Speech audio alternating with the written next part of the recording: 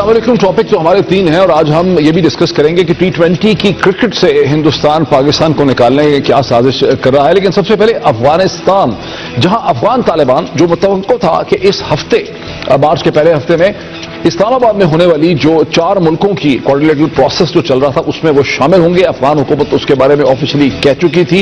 अफगान तालिबान ने उसमें शिरकत करने से इनकार कर दिया है। ऐसा क्यों हुआ है, इसका क्या बैकग्राउंड है, इससे पहले मैं आपको एक छोटी सी मुख्तसर रिपोर्ट दिखाता हूं और फिर बात को आगे बढ़ाते हैं।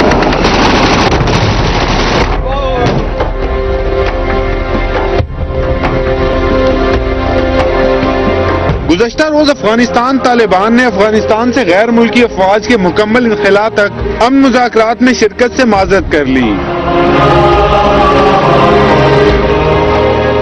इससे पहले काबुल में 23 फरवरी को होने वाले 4 फरीकी राबता इजलास में यह फैसला किया गया था कि मार्च के पहले हफ्ते में इस्लामाबाद में अफगान हुकूमत और तालिबान के माबैन बराह रास्त अमन मुज़ाकरात मुनक्किद होंगे।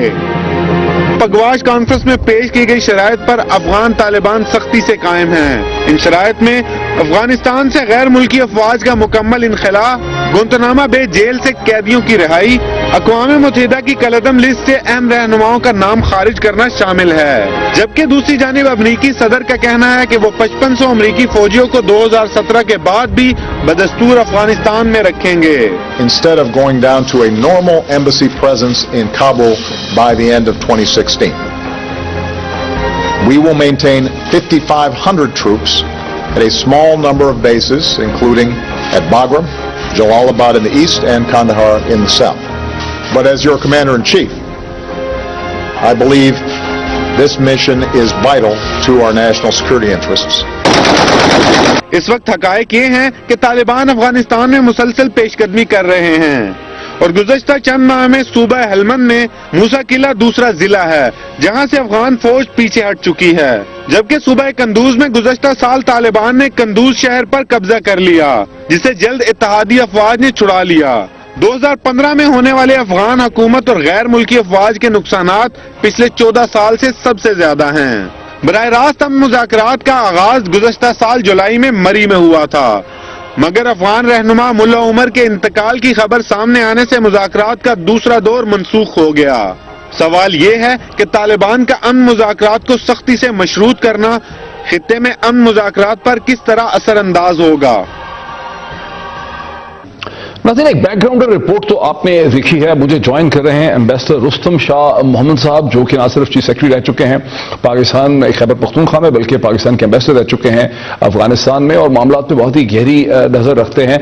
रुस्तम शाह मोहम्मद साहब, very warm welcome to you. Thank you very much, बड़ी मेहरबानी। शाह साहब, मुझे याद है कि 3 हफ्ते पहले हमने इसी हवाले से बात की थी, कोऑर्डिनेटेड कॉन्टैक्ट ग्रुप के हवाले से, तो आपने कहा था कि ये चलेगा नहीं, ठीक तरह से डिलीवरी नहीं हो पाएगी। आपको कैसे अंदाजा था? बिकॉज अफगान हुकूमत खास करके और पाकिस्तान हुकूमत दोनों ने तो ये इंडिया बड़ा ऑफिशियल दे दिया था कि अफगान तालिबान जो है वो फेस टू फेस टॉक्स में आएंगे इस्लामाबाद के अंदर मार्च के हफ्ते में, और वो सडनली पुल बैक कर गए। ये सडनली हुआ है तो मतलब ये एकदम हो गया है, मतलब उनकी कोई चेंज ऑफ हार्ट हो गई है तालिबान की? नहीं, कोई सडनली नहीं हुआ। मैं हैरान सिर्फ इस बात पर हूं, मैं हैरान इस बात पे नहीं हूं कि तालिबान ने इनकार कर लिया है। इनकार तो उन्होंने करना था, लेकिन मैं हैरान इस बात पे हूं कि जो ऑप्टिमिज्म शो किया जा रहा था, जो उम्मीद ये लिए बैठे थे पाकिस्तानी और काबुल के हुकाम, किस बुनियाद पर यह हो रहा था? इसकी क्या बुनियाद थी? इश्यूज डिस्कस नहीं हो रहे थे, कोई फ्रेमवर्क नहीं था, कोई ब्लैक लिस्ट की बात नहीं हो रही थी, तालिबान के कैदियों की रिहाई की कोई बात नहीं हो रही थी, कोई कंसेंसस डेवलप करने की कोशिश नहीं हो रही थी, तालिबान से रेपो पैदा करने की कोई कोशिश नहीं हो रही थी। अब अगर आप 1-2-3 डमीज को, जो कि तालिबान के पुराने जमाने के लीडर थे, जो इस्लामाबाद और पेशावर में हर वक्त होते रहते हैं, अगर इनको आप लाएं जैसे मरी में आप लाए, तो वो तो तालिबान की नुमाइंदगी नहीं कर सकते। अच्छा, आप ये कह रहे हैं कि जुलाई 2015 में मरी में जो लोग पार्टिसिपेट हुआ था, जो एक राउंड हुआ था, वो बेसिकली डमी लीडरशिप थी, वो दोहा बेस्ड और कतर बेस्ड लीडरशिप थी ही नहीं? नहीं, वो तालिबान ने उसके दूसरे दिन बयान दिया था कि जिन लोगों ने मरी में मुज़ाकरात में शिरकत की है वो हमारी नुमाइंदगी नहीं करते, वो हमारे नुमाइंदे नहीं हैं। मेरा ख्याल है कि इन बातों से हमें कोई फायदा नहीं मिलता। देखिए, اگر آپ کسی کو زور سے لا کے بات چیت میں شامل کرائیں تو وہ بات چیت ڈیلیور نہیں کرے گی. بات چیت تو وہی فائدہ مند ہوگی جو طالبان اپنی شورا میں اس پہ فیصلہ کر لیں اور پھر شورا اور اپنی لیڈر کی بیکنگ سے آ کے 2-3 آتھورائز نمائندے بات چیت میں شامل ہو جائیں. اس کے لیے انہوں نے کچھ شرائط پیش کی ہیں. جو ڈپارچر آف فارن فورسز تو بڑی بات ہے اور ایک انٹرم گورنمنٹ کا سیٹ اپ کرنا بھی تو بڑی بات ہے, لیکن انہوں نے 2 ایسی شرائط پیش کی تھی جو ماحول کو اچھا کر سکتے ہیں. مثلا scraping of the black list, ایک جو قیدیوں کی رہائی اور دوسرا جو بلیک لسٹ ہے اس کا خاتمہ, اس کو اسکریپ کرنا. یہ 2 شرائط انہوں نے اس لیے رکھی تھی. یہ بلیک لسٹ ہے جو اقوام متحدہ نے طالبان کے بعض لیڈرز کو ایک لسٹ میں ڈالا ہوا ہے کہ یہ انٹرنیشنلی ٹریول نہیں کر سکتے, یہ وہ بلیک لسٹ ہے. یہ دو بلیک لسٹ ہیں. ایک اقوام متحدہ نے بنائی ہے, سیکیورٹی کونسل نے منظور کی ہے, اور دوسری امریکہ نے چلائی ہوئی ہے. لیکن امریکہ سے یہ امید ہے کہ اگر وہ چاہے تو سیکیورٹی کونسل کے پاس دوبارہ جا کے وہ لسٹ جو ہے اس کو ختم کر سکتے ہیں یا امینڈ کر سکتے ہیں, اور اپنی لسٹ جو انہوں نے بنائی ہے وہ تو امریکہ خود انڈو کر سکتا ہے. تو طالبان نے یہ 2 شرائط پیش کی تھی. جو پاکستانی حکام ہیں ان کو تو اس بات کا علم ہونا چاہیے تھا, ان کو تو اتنا اگنورنٹ نہیں ہونا چاہیے تھا. ان کو پاکستان کی تو پوزیشن یہ ہے جو ہم نے دیکھی ہے نیوز رپورٹس میں فورن آفس کے اسپوکس پرسن کی, کہ تمام سائڈز کو بلا مشروط طور پہ بغیر کسی کنڈیشنز کے ٹاکس میں پارٹیسپیٹ کرنا چاہیے. یعنی وہ چاہتے ہیں کہ طالبان کوئی کنڈیشنز رکھیں ہی نہ. دیکھیے معید صاحب, میں اس بات پہ ذرا مجھے 1-2 منٹ کہنے کا موقع دیں. پہلی بات تو یہ ہے کہ سارے گروپ مسئلے کو پاکستان نے کنفیوز کرنے کی کوشش کی ہے. افغانستان میں صرف ایک طالبان کا گروپ ہے جس کی قیادت اختر منصور کر رہے ہیں, حقانی بھی اس کا حصہ ہے. حکمت یار کا گروپ وہاں ختم ہو چکا ہے, وہ حکومت کے ساتھ بیٹھے ہوئے ہیں. حکمت یار کے سارے جو ٹاپ لیوٹیننٹس ہیں وہ حکومت کے اندر کام کر رہے ہیں, حتیٰ کہ قطب الدین ہلال پریزیڈنٹ اشرف غنی کا جو ہے وہ ایڈوائزر ہے, اور باقی بھی کابل میں بیٹھے ہوئے ہیں. تو ان کو بھی انویٹیشن دی جا رہی ہے. یہ معاملات کو یا تو سمجھنے کی کوشش نہیں ہو رہی یا معاملات کو کنفیوز کرنے کی کوشش ہو رہی ہے. حقانی ان کے ساتھ شامل ہو چکا ہے, تو ان کو سیپریٹلی انوائٹ کرنا. اور جو محمد رسول کا گروپ ہے وہ صرف 5% جو ہے وہ طالبان کی نمائندگی کرتے ہیں. تو طالبان کا ایک ہی گروپ ہے.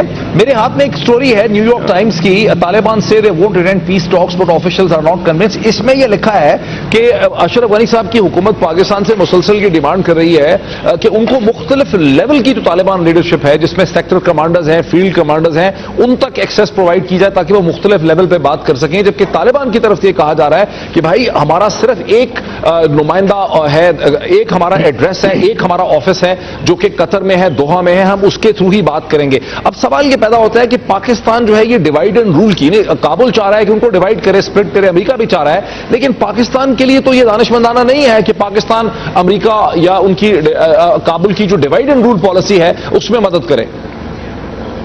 نہ پاکستان یہ کر سکتا ہے, نہ پاکستان یہ کبھی کرے گا, اور نہ پاکستان کو یہ کرنا چاہیے. دیکھیے بیٹل فیلڈ افغانستان ہے, کمانڈر وہاں پر ہیں, جنگ وہاں پہ لڑی جا رہی ہے. پچھلے 2015 میں 10,500 وہاں پہ حملے ہوتے ہیں افغانستان کے اندر. وہاں پہ شمال میں جنگ ہو رہی ہے, مغرب میں جنگ ہو رہی ہے, جس کا پاکستان کی سرحد سے کوئی تعلق نہیں ہے. تو پاکستان سے یہ ایکسپیکٹ کرنا کہ پاکستان سیکٹر کمانڈرز کو ان کے ساتھ وہ کر دے گا, کانٹیکٹ کرا دے گا, یہ تو احمقانہ باتیں ہیں. یہ تو جو اصلی مسائل ہیں ان سے توجہ ہٹانے کی کوشش ہو رہی ہے. میں نہیں سمجھتا کہ یہ جو گیمکس ہیں ان سے کوئی مسئلہ آگے بڑھے گا یا اصلی مسائل آگے بڑھیں گے. یہ جو ساری ٹاکس ہیں اس پہ کوئڈ پرو کو کیا ہے, یعنی امریکہ جو ریئل پاور ہے گراؤنڈ میں, شاہ صاحب وہ کیا دے گا طالبان کو ان ریٹرن؟ دیکھیے نا, جو طالبان کی مین سٹریمنگ کی بات ہو رہی ہے, طالبان کہتے ہیں کہ ہم مین سٹریمنگ کے لیے تیار ہیں, لیکن ماحول کو سازگار بنانے کے لیے سب سے پہلے جو قیدیوں کی رہائی عمل میں لائی جائے, اور دوسری بات جو بلیک لسٹ ہے اس کو ختم کیا جائے. جب یہ 2 باتیں ہوں گی تو اس کے بعد جو مسائل ہیں, مثلا ایک انٹرم گورنمنٹ کا قیام اور ساری کولیشن فورسز کا وہاں سے باہر جانا نکلنا, ان باتوں پہ پھر بات ہوگی. لیکن اس انوائرنمنٹ میں جس انوائرنمنٹ میں سب کے سب طالبان لیڈر ٹریول بھی کر سکتے ہوں اور ان کے قیدی بھی باہر ہوں, تو پھر یہ ایک کنڈیوسو انوائرنمنٹ ایمرج ہو جائے گا جس میں کہ جو ریئل ایشوز ہیں ان کو ہم ڈسکس بھی کر سکیں گے اور ان پہ ہم ایک کنسنسس بھی قائم کر سکیں گے. اور اس کے بعد جو ہے وہ افغانستان کے جو گورننس سٹرکچرز ہیں وہ کیسے ہوتے ہیں, یا 1, 2, 3 آرٹیکلز میں اگر امینڈمنٹ ہوتی ہے تو اس کا کیا طریقہ ہوگا, ان باتوں پہ اس وقت پھر بات ہو سکتی ہے. لیکن سب سے پہلے ماحول کو ٹرسٹ کو قائم کرنے کے لیے جو آپ کہتے ہیں نا کہ جو افغان طالبان کہتے ہیں کہ فورن ٹروپس کا وہ اصرار کرتے ہیں, جو کہ جنوری کی پگواش کانفرنس میں بھی انہوں نے کیا ہے, لیکن ساتھ ہی ہم دیکھتے ہیں کہ امریکی پوزیشن ہارڈ ہو گئی ہے ٹروپس وڈرال میں. اب پریزیڈنٹ اوباما کہہ رہے ہیں کہ انڈیفینٹ ٹائم پیریڈ کے لیے ٹروپس وہاں پہ رکھے جائیں گے. اور پھر طالبان نے بھی قندوز پہ حملہ کیا, تو ظاہر طالبان ایسی ایکٹیویٹیز آن گراؤنڈ کر رہے ہیں جو کہ امریکنز کو موقع دے رہی ہے, ان کو ایکسکیوز دے رہی ہے اپنی فورس پروجیکشن کرنے کے لیے, بڑھانے کے لیے.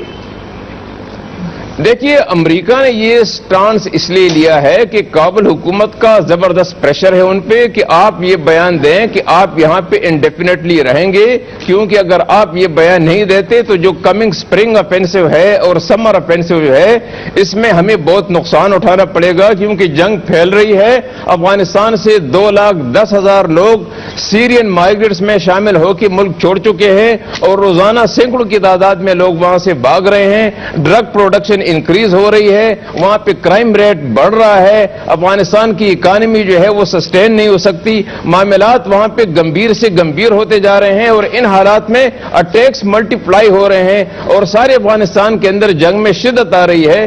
تو اس کے بعد افغان حکومت نے امریکہ سے مطالبہ کیا اور امریکہ نے یہ بیان دیا کہ ہم وہاں پہ اب انڈیفینیٹلی رہیں گے. لیکن میرا خیال ہے کہ اگر کوئی فریم ورک بن جائے سولوشن کا تو امریکنز اس میں انٹرسٹڈ نہیں ہوں گے کہ وہ 5 سال اور رہیں یا 6 سال اور رہیں. وہ وہاں سے جانے کی کوشش کر رہے ہیں, لیکن اس کوشش کو عملی جامہ پہنانے کے لیے ایک فریم ورک کی ضرورت ہے.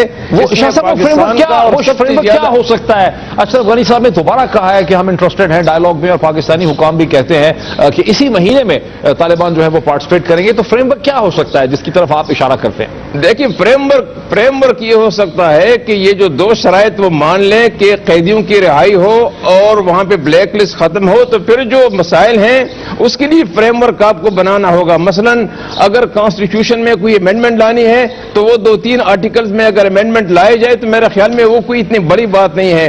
اگر گورننس سٹرکچرز پہ اتفاق ہو جائے اور اگر ڈپارچر آف کولیشن فورسز پہ کوئی اتفاق ہو جائے تو پھر طالبان مین سٹریم ہونے کے لیے میرے اپنے اندازے کے مطابق تیار ہوں گے.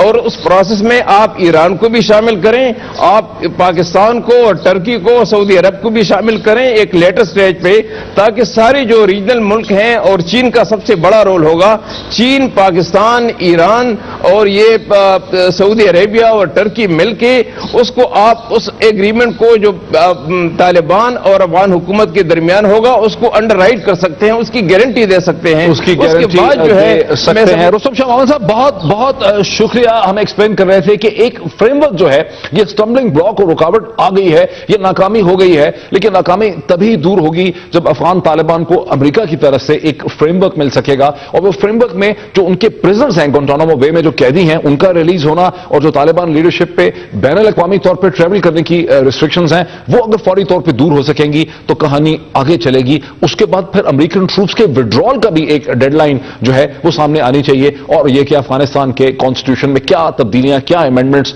جو ہے رد و بدل وہاں پہ ہو سکتا ہے. یہ وہ تمام چیزیں ہیں جس کو فریم ورک کا حصہ بننا ہوگا. ایک بریک لیتے ہیں اور بریک کے بعد دیکھتے ہیں کہ ہندوستان میں پاکستان کو T20 کرکٹ میچز سے نکالنے کی کیا کوشش ہو رہی ہے, کیا سازش ہو رہی ہے. After the break.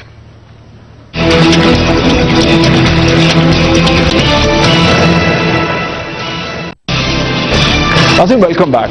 گزشتہ روز وزیر داخلہ جناب چودھری نثار صاحب نے اپنی پریس کانفرنس میں یہ اعلان بھی کیا کہ 3 ممبر کی ایک سیکیورٹی ٹیم جو ہے اسے ہندوستان بھیجا جائے گا, جو یہ جہاں کے فیصلہ کرے گی, اپنی ایک رپورٹ دے گی حکومت پاکستان کو کہ کیا T20 ورلڈ کپ کے لیے پاکستان کی کرکٹ ٹیم کا ہندوستان جانا محفوظ ہوگا, جہاں مسلسل دھمکیاں دی جا رہی ہیں کہ پچ اکھاڑ دی جائے گی اور مارا پیٹا جائے گا. اس سلسلے میں آپ کو ایک رپورٹ دکھاتا ہوں, پھر بات کو آگے بڑھاتے ہیں. انٹرنیشنل کرکٹ کونسل کے تحت چھٹا ورلڈ T20 2016 8 مارچ سے شروع ہو رہا ہے. پہلی بار بھارت اس کی میزبانی کر رہا ہے. पाकिस्तान और भारत के दरमियान पहला मैच 19 मार्च को भारतीय रियासत हिमाचल प्रदेश के शहर धर्मशाला में तय है। ताहम भारतीय इंतहा पसंद ग्रुप एंटी टेररिस्ट फ्रंट की तरफ से पाक भारत मैच की मुखालफत और धमकियों पर पाकिस्तान की हुकूमत की तरफ से टीम को भारत भेजने पर शदीद सिक्योरिटी तहफ्फुजात का इजहार किया जा रहा है। We view these threats very seriously. जब तक हमें एक वाज़ेह पैगाम ना आए कि India is a safe country in which Pakistani cricketers can play. एक सिक्योरिटी टीम आज कॉन्स्टिट्यूट मैंने की है। वजीर आजम ने वजीर दाखिला चौधरी निसार से 2 रोज कबल मुलाकात के दौरान भी पाकिस्तानी क्रिकेट टीम की भारतीय दौरे के दौरान सिक्योरिटी के इंतजामात फुल प्रूफ बनाने पर जोर दिया।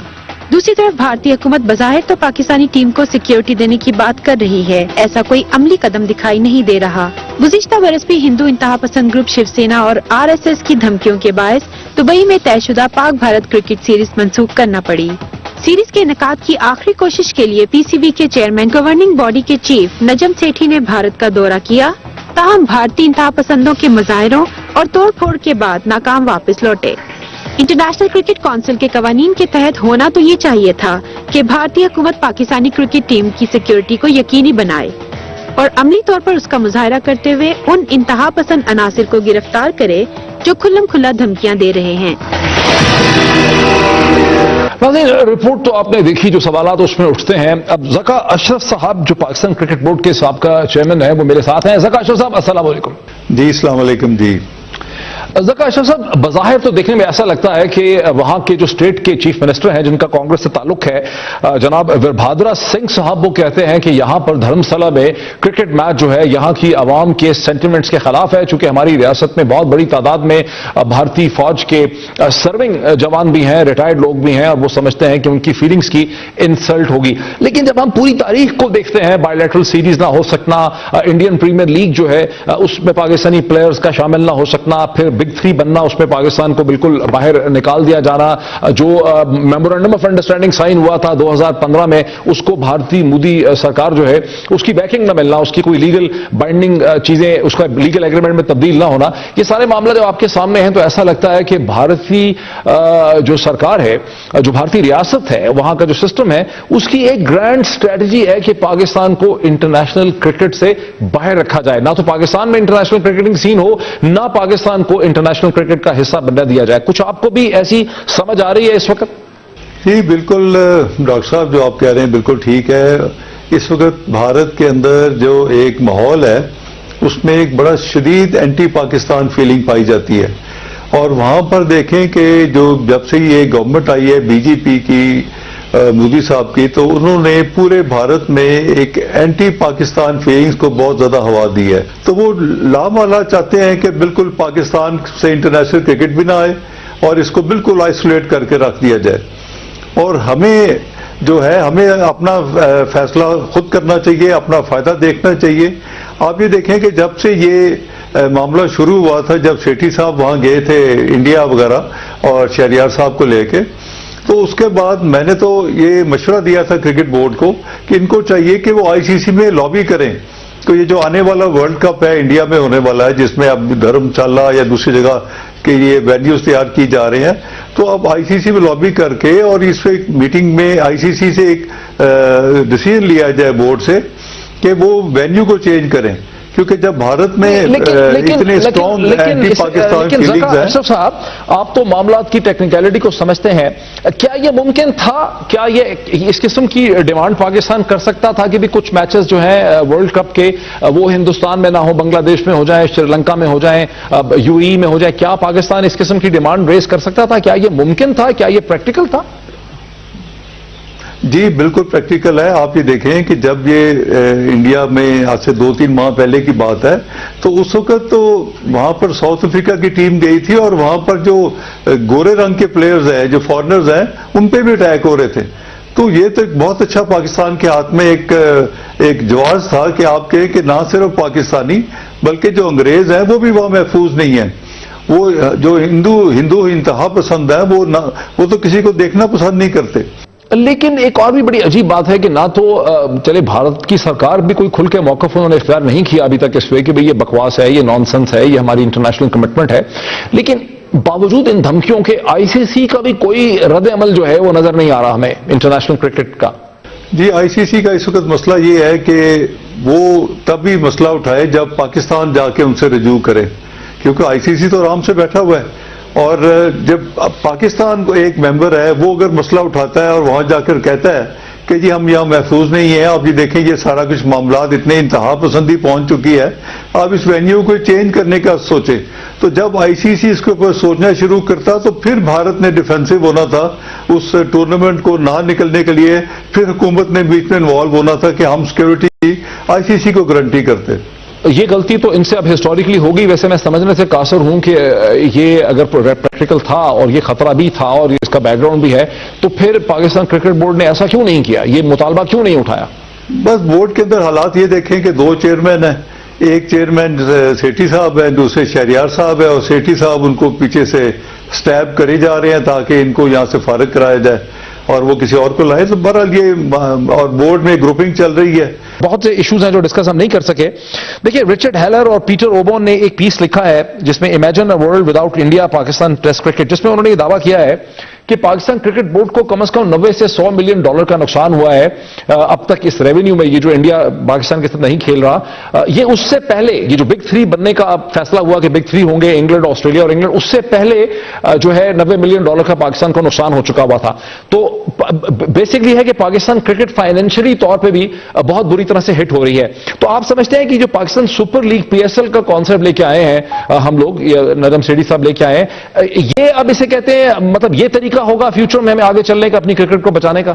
پاکستان سپر لیگ ایک ریونیو کا ایک اچھا پروڈکٹ ہو سکتا تھا اگر اس کو پراپر طریقے سے لانچ کرتے.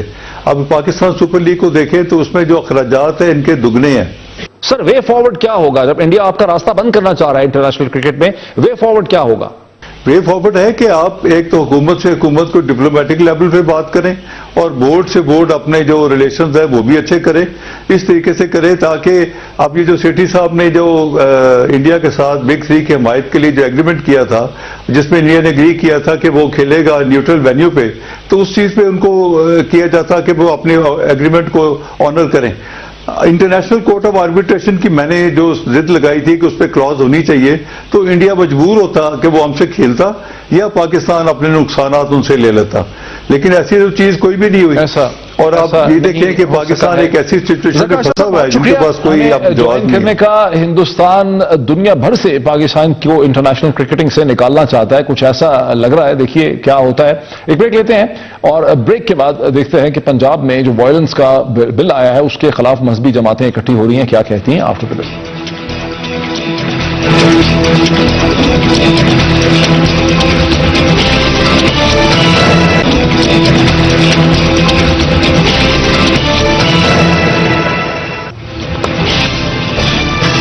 ناظرین welcome back. Punjab protection of women against violence act 2016 پہ بحث بھی ہو رہی ہے اور تمام مذہبی جماعتیں جو ہیں انہوں نے پوزیشن اختیار کی ہے کہ یہ غیر اسلامی ہے.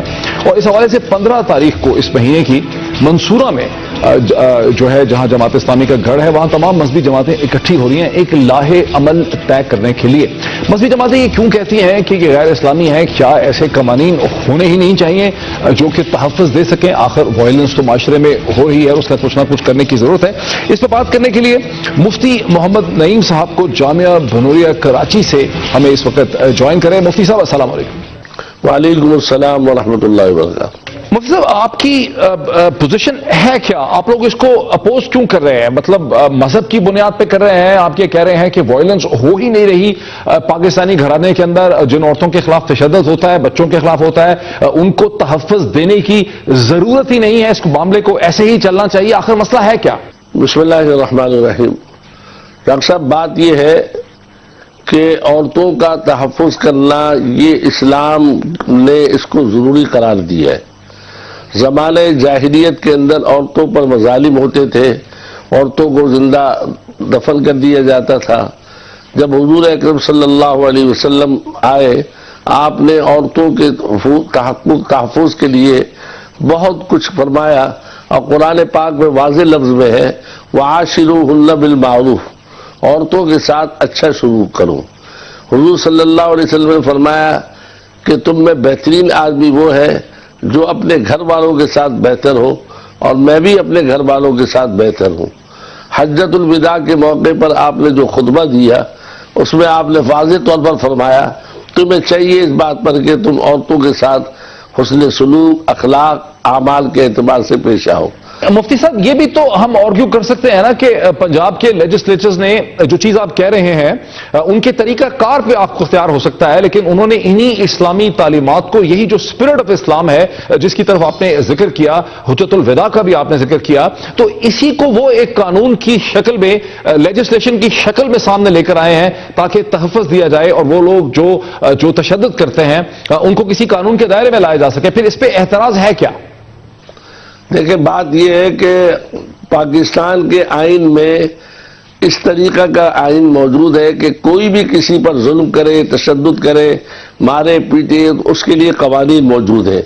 اگر عورتوں کے لیے یہ محسوس کیا جا رہا ہے تو اس قوانین میں، آئین میں ترمیم کر کے مزید اس کو سخت کیا جائے، کوئی حرج نہیں ہے، کرنا چاہیے، زیادہ سے زیادہ سخت کرنا چاہیے۔ کیا حرج ہے؟ یہ اس میں یہ جو میرے ہاتھ میں ایکٹ ہے موجودہ پنجاب کا، اس میں کیا مسئلہ ہے؟ اس میں بہت سارے مسائل ہیں۔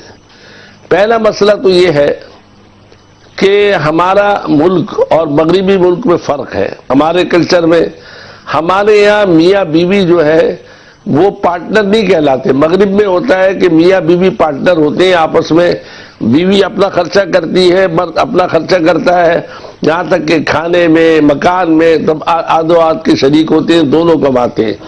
ہمارے یہاں مرد جو ہے وہ سربراہ ہوتا ہے، وہ پوری فیملی کو سنبھالتا ہے، پورے خاندان کو سنبھالتا ہے، ان کا خرچ کرتا ہے۔ اب ایسی صورت کے اندر اس قانون کے تحت اگر مرد کو باہر نکال دیا جائے گا تو آپ یہ بتائیے کہ اگر ایک مرد اپنی فیملی کو چلا رہا ہے، اب اگر اس کو باہر نکال دیتے ہیں تو وہ اس کی فیملی غریب آدمی ہے تو 2 دن یا 3 دن کے لیے اس کی فیملی کیسے، کہاں خرچ کرے گی، کیسے پورا کرے گی، اولاد پر کیا اثرات پڑیں گے؟ پھر ہمارے یہاں ایک خاندانی نظام ہے، اگر جھگڑا ہوتا ہے، مار پیٹ ہوتی ہے تو سسرال والے بھی آ جاتے ہیں، ماں باپ بھی آ جاتے ہیں، پڑوسی بھی آ جاتے ہیں اور آ کر کوشش کرتے ہیں کہ بھئی ان کی صلح ہو، اور اگر صلح نہیں ہوتی تو اسلام نے بہت آسان طریقہ رکھا ہے کہ عورت خلا لے لے، قاضی کے پاس جا کے فسخ نکاح لے لے۔ اب ایسی صورت کے اندر اگر مرد کو باہر نکالا جائے گا، ہمارا کلچر یہ کہتا ہے کہ وہ دوبارہ پھر مرد واپس نہیں آئے گا۔ مفتی صاحب وہ تو 48 گھنٹے کا انہوں نے ذکر کیا ہے اس میں، ہم نے کل عظمیٰ بخاری صاحبہ سے بھی بات کی تھی، یہ تو 48 گھنٹے کی ہی پروویژن ہے، یہ کوئی 480 دن کے لیے تو باہر نہیں نکال رہے۔ بات سنیں، میں اور آپ بتائیں کہ اگر ہمیں کہہ دیا جائے کہ آپ اپنے گھر سے باہر نکل جائیں 1 دن کے لیے، چاہے میں نے زیادتی کی ہو، لیکن اس کے بعد لوٹنے کے راستے، صلح کے راستے بند ہو جاتے ہیں۔ اگر ایک گھر میں رہتے ہیں، لڑائی بھی ہوتی ہے اور اس کے بعد 2 گھنٹے کے بعد صلح بھی ہو جاتی ہے، میاں بیوی کے رشتے ایسے ہیں، نہیں تو وہ اپنے سسرال میں چلی جائے، اپنے ماں باپ کو بتلا دے، خاندان والوں کو بتلا دے۔ لیکن اس طریقے سے عورت کو، مرد کو کڑے پہنا دینا اور پتہ چلے کہ ابا جان جو ہے گھر میں آ رہے ہیں، کڑے پہن کے آ رہے ہیں، تو آپ یہ بتلائیے کہ ہمارا کلچر اس بات کی اجازت نہیں دیتا۔ اب دوسری بات یہ ہے، مغرب جو یہ دعویٰ کرتا ہے کہ ہم نے عورتوں کے تحفظ کے بڑے انتظامات کیے ہیں، آپ یہ بتلائیے کہ مغرب میں جتنا عورتوں کو ذلیل کیا گیا ہے کسی کو نہیں کیا گیا۔ وہ بیچاری بچوں کو بھی جنتی ہے، مزدوری بھی کرتی ہے، بچوں کو اسکول بھی لے جاتی ہے، اور 13 سے لے کر 15 سال تک وہاں قوانین موجود ہونے کے باوجود لاکھوں جو ہے لڑکیاں جو ہے وہ حاملہ ہو جاتی ہیں، وہاں کے قوانین بھی موجود ہیں، سب چیزیں موجود ہیں۔ میں سمجھتا ہوں کہ اس قانون کو اس طرح نہ کیا جائے کہ جس سے کہ میاں بیوی کے درمیان صلح کے راستے ختم ہو جائیں اور طلاق کا ریشو بڑھ جائے، اور یقیناً یہ ہوگا۔ اچھا مفتی صاحب، بنیادی طور پہ آپ یہ کہہ رہے ہیں کہ جو خاندان ہے، جو فیملی یونٹ ہے، وہ ایک مذہبی اور روایتی انسٹیٹیوشن ہے ہمارے معاشرے کے اندر، ایک معاشرتی انسٹیٹیوشن ہے، وہ ریاست کا انسٹیٹیوشن نہیں ہے، اور ریاست کی طاقت اگر اس کے اندر دخل اندازی کرے گی تو یہ بنیادی ڈھانچہ جو پاکستانی معاشرے کو اکٹھا رکھتا ہے، اس میں جان ڈالتا ہے، اس کو طاقت دیتا ہے، یہ ٹوٹ سکتا ہے یا یہ کمزور ہو سکتا ہے، یہ بنیادی آپ کا اعتراض ہے؟ جی بنیادی اعتراض ہے۔ اور دوسری بات یہ ہے کہ آپ یہ بتلائیے نا کہ اللہ تعالیٰ نے بہرحال اگر اس قانون کو اگر آپ پورا پڑھیں تو اس میں یہ بھی ہے کہ صرف میاں بیوی نہیں، باپ اگر اپنی بیٹی کو بھی ڈانٹے تو اس کے اوپر بھی جو ہے وہ جو ہے یہ قانون لاگو ہوگا. ظاہر بات ہے کہ میں بھی ایسی تو کوئی چیز نہیں لکھی ہے سر اس میں. میں آج جنگ اخبار میں پڑھ اپنی رہا بیٹی کو ہوں. باپ اگر اپنی بیٹی کو ڈانٹتا ہے, سر یہ ایکٹ اس میں باپ کا اس میں لکھا ہے کہ اگر ڈپریشن تو نہیں کیا گیا سر, ڈیفینڈنٹ نہیں, سب چیزیں آ گئی نا اس میں. مرد عورتوں میں آ گیا تو مرد تو باپ بھی ہے نا, تو اس کے اندر تو صرف یہ خامن کے لیے قانون نہیں ہوا نا, یہ تو قانون جو ہے مرد عورت کے لیے ہے. اس میں باپ بھائی بہن بھی آ سکتے ہیں, باپ بیٹی بھی آ سکتے ہیں. اور دوسری بات یہ ہے کہ عورت کے اگر اختیار دے دیا جائے اس بات کا کہ وہ فون کر کے پولیس کو بلا لے, تو آپ یہ بتلائیے کہ میں ایک مرتبہ امریکہ کے اندر تھا, 3 سال پہلے کی بات ہے. ایک صاحب نے رات کو 2 بجے مسجد کے اندر کھٹکھٹا رہے ہیں. ہم نے کہا بھائی کیسے آ گئے رات کو؟ پاکستانی تھے. کہنے لگے بھائی میں بیوی کے ساتھ بیٹھا ہوا لیٹا ہوا تھا, بیٹھا ہوا, تو بیوی نے اچانک پتہ نہیں کیا ہوا اس نے فون کر دیا. پولیس نے کہا کہ نکل جاؤ اور اس حدود سے نکل جاؤ. میں بغیر چپل کے جو ہے مسجد میں آئے, وہ میرے پاس اور کوئی جگہ نہیں تھی.